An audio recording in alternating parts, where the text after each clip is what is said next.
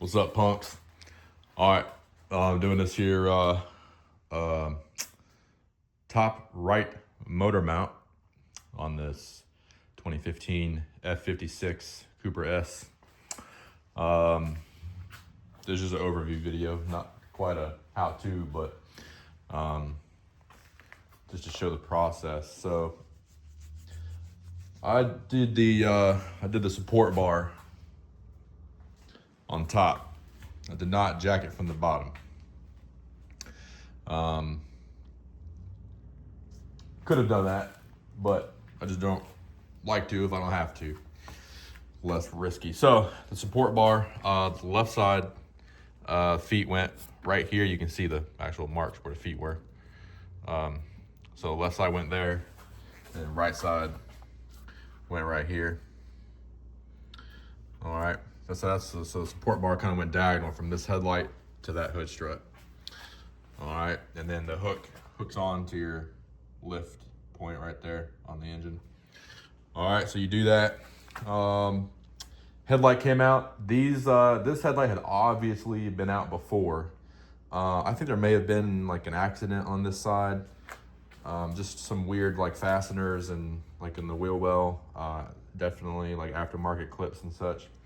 So not sure, but they were not Loctited in. There's another video. I'll have to find it and link it to give the guy the credit, but I saw this other video where the guy said to basically spray all your headlight bolts with WD-40 the night before. And then you can work them out. So I did that, and there was no resistance at all. That's why I think that this headlight had been out before. I don't think they would come out that easy. But I did spray them with WD-40 the night before, let it sit overnight, came out the next morning, and they came right out, no fight. So I think they'd been out before. But anyways, headlight comes out.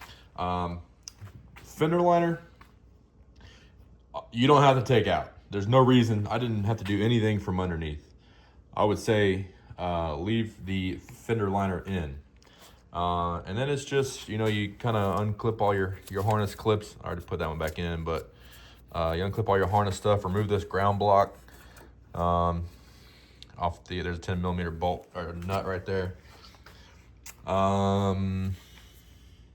There's a couple, there's a partition that goes to right here. There's a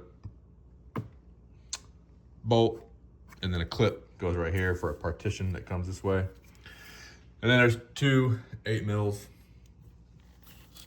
right there and right there that hold this little plastic flappy boy to the mount. And then you're at your mount. These 3 bolts are they're Loctited in, so they feel pretty tough coming out. But once you break the Loctite, they zip right out. Here's those 3 bolts. They are one-time use. You'll see in some other videos where they just reuse them, but these are torque to yield bolts. Torque spec, I believe, is 40 Newton meters plus 90 degrees. So one-time use there. And then and there's only 2 bolts on the frame side. There's this one here and that one there. Those are 100 Newton meters, no angle, so we can reuse those. And that's pretty much the gist of it. Was not hard pulling it out. Here's the old mount. So it was easy to get it out because these pieces have been separated. So you could kind of just pull this piece out and this piece comes next. Getting it in, I wouldn't say it was hard. It might have been a little bit trickier than getting the old one out, but getting the new one in, you just got to kind of finagle it around your AC lines. Make sure you transfer over your standoffs for your AC lines. So these I hadn't seen this anywhere else. These standoffs, the new mount doesn't come with them, and it just comes with blank holes, and you have to thread in, like you make the threads for your new AC line standoffs. So Like here's the mount for it.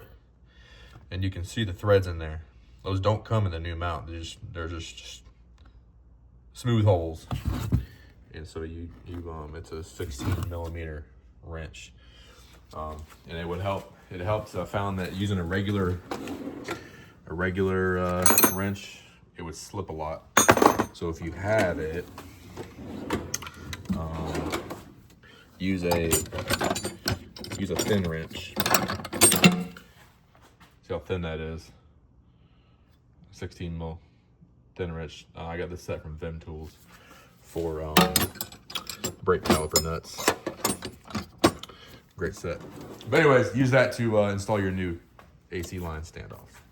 All right, so that's in there. It was not difficult at all. I was worried going into it, like about the headlight bolts and just getting this out in general and the engine mount being in the way. But this is one of the easier jobs I've done.